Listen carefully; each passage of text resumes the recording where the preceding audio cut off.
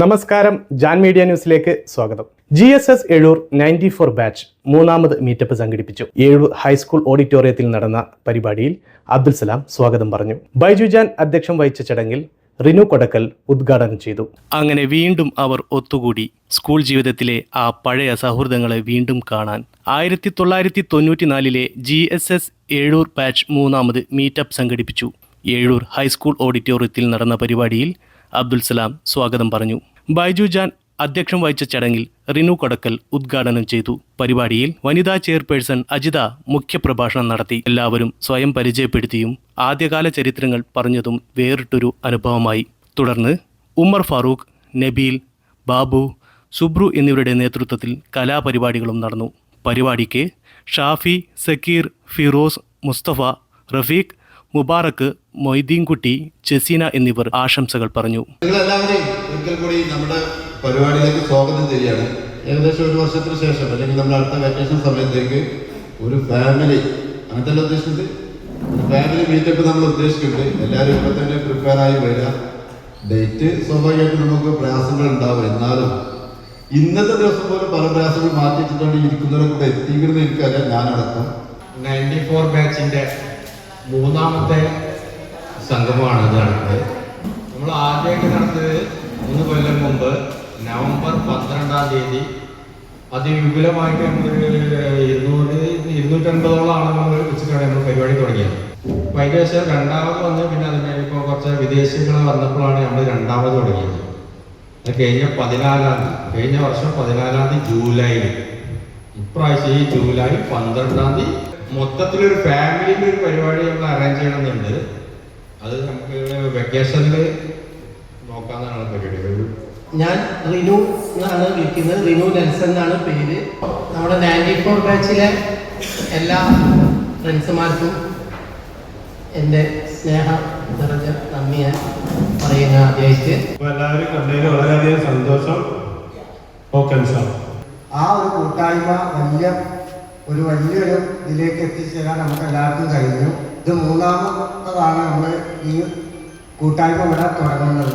അപ്പോൾ എന്നെ സംബന്ധിച്ചിടത്തോളം നമ്മൾ കുറേ കാലത്തിന് ശേഷം ഈ വീട്ടിൽ നമുക്കിത് തുടങ്ങണം, 94 ബാച്ചിൻ്റെ ഒരു ഇത് തുടങ്ങണം എന്നുള്ള ഒരു ഇതിലിങ്ങനെ കറങ്ങി നടക്കുമ്പോഴാണ് പെട്ടെന്ന് തന്നെ ഇങ്ങനെ ഒരു അവസരം ദൈവം നമുക്ക് തിരിച്ചു തന്നതുപോലെ ഒരു അവസ്ഥ ഉണ്ടായി. അങ്ങനെ നമ്മൾ ഇതിലെല്ലാവരും കൂടെ ഭാഗത്താവുകയും ഒരു വലിയൊരു കൂട്ടായ്മ അതിൽ നിന്ന് ഓരോ ക്ലാസ്സിൽ നമ്മൾ വേർതിരിക്കാൻ കഴിഞ്ഞു. അതിന് 10 ജില്ലയിൽ 48 കുട്ടികളെയും ഞങ്ങൾ കണ്ടെത്തി ആ ഗ്രൂപ്പ് നല്ല ഭംഗിയായി അതിൻ്റെ പ്രവർത്തനങ്ങൾ ഏകീകരിച്ച് പോകുന്നുണ്ട്. അത് വലിയൊരു അനുഗ്രഹമായി.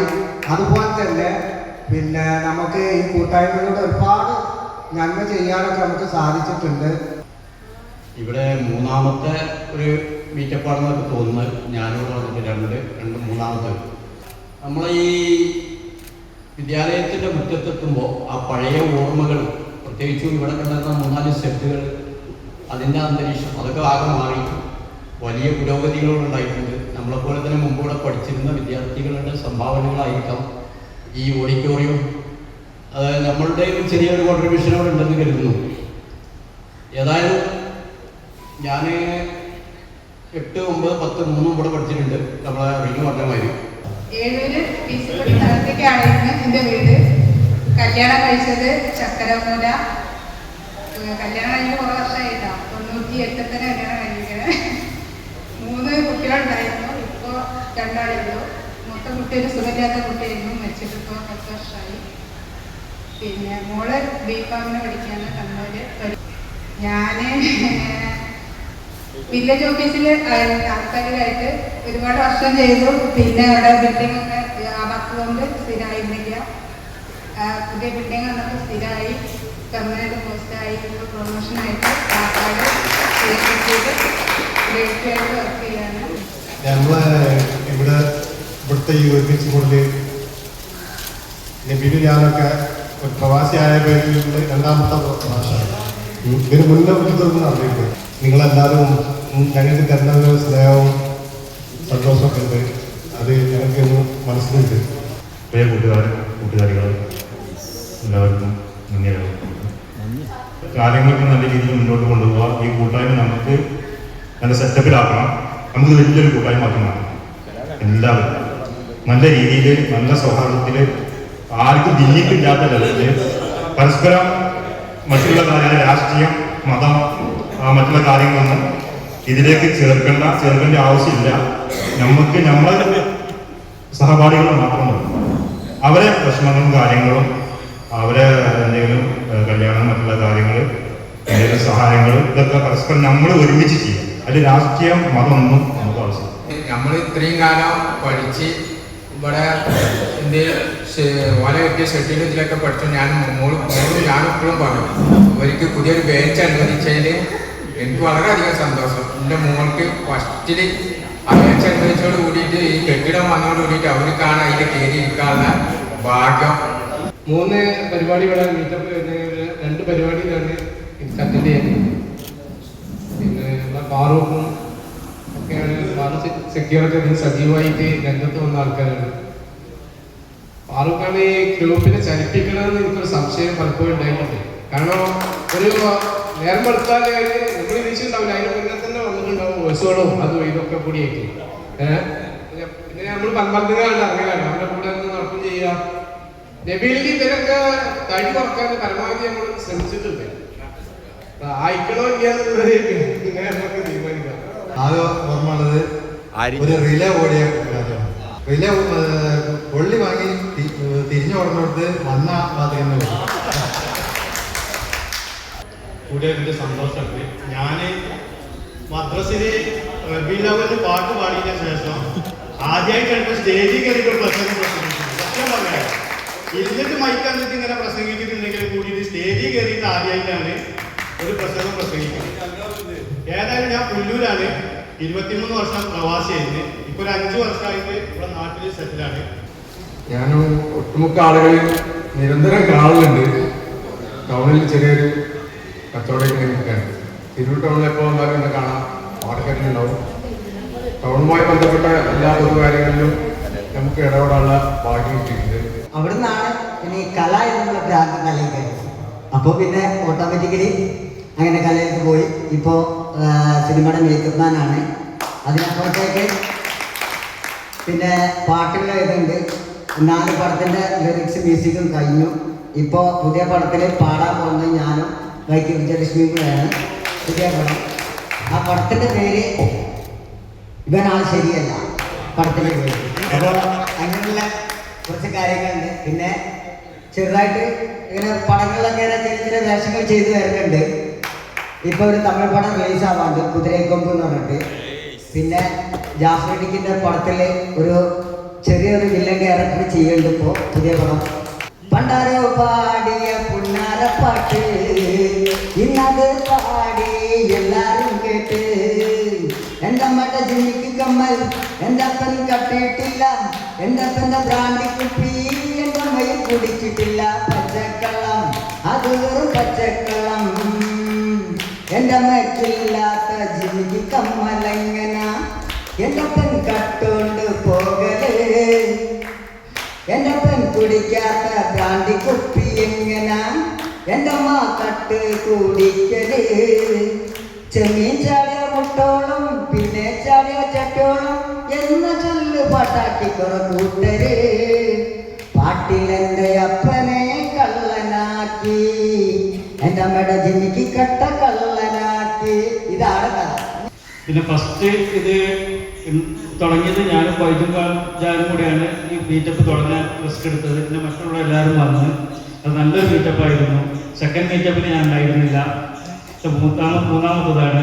ഒരാൾ പങ്കെടുത്തതിന് എല്ലാവരും നന്ദി പറയുന്നു. പിന്നെ ഞാൻ ഇവിടുത്തെ ഈ സ്കൂളിൻ്റെ വീട്ടിൽ 10 വർഷം വീട്ടിലുണ്ടായിരുന്ന ആളാണ്. സ്കൂളിൻ്റെ ഞാൻ ഞങ്ങൾക്ക് വീട്ടിൽ വന്നതിന് ശേഷമാണ് ഈ കാണുന്ന ഹയർ സെക്കൻഡറി സ്കൂളിൽ ജീവൻ വെച്ചോണ്ട്.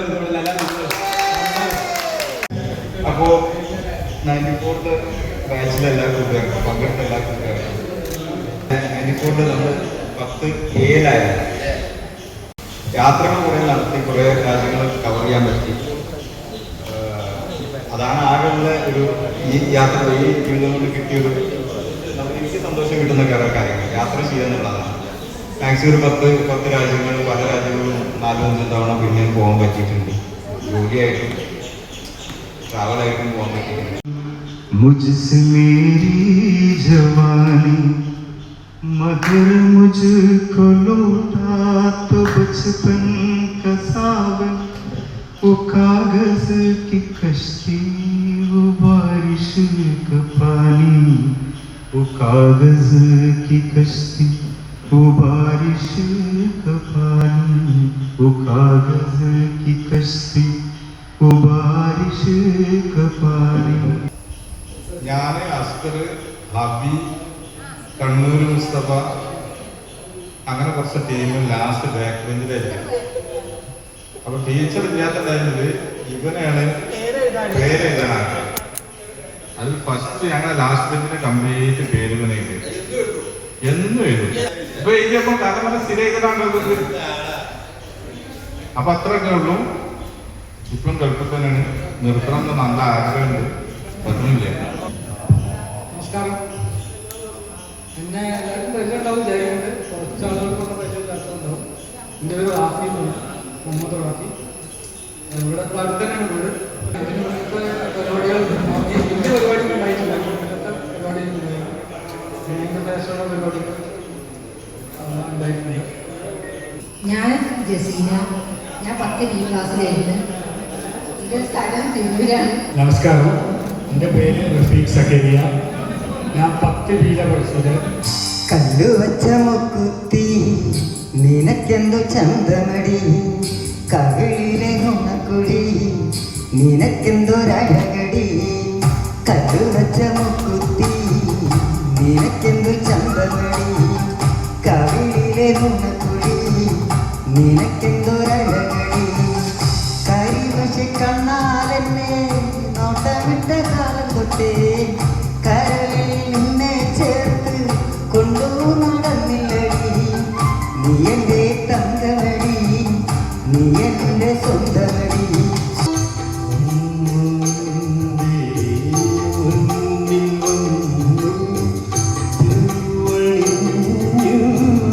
ജീവിതം മുന്നിൽ വന്നു